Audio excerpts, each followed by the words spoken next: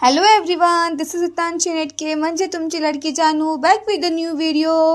तर आज माझं झालं आहे ॲडमिशन. येस, माझं BCSला ॲडमिशन झालेलं आहे.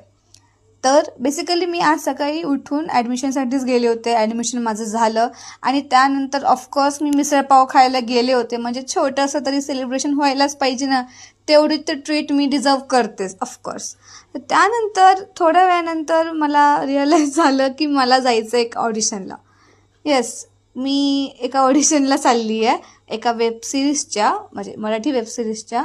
बेसिकली खरं सांगायला गेलं तर मी त्या वेबसिरीजच्या ऑडिशनमध्ये ऑफकोर्स पास होणारच नाही आहे, कारण का हे माझं फर्स्ट एवर ऑडिशन आहे. आणि मला माहिती आहे की मला थोडंसं एन्झायटी येईल, थोडी भीती वाटेल, तर मी एवढं चांगलं करू शकेलच, मला म्हणजे करेलच, मला असं वाटत नाही. पण तरी पण एक छान एक्सपिरियन्ससाठी मला जायचंच होतं आणि माझ्या मम्मीलाही वाटत होतं की मी जावं म्हणून.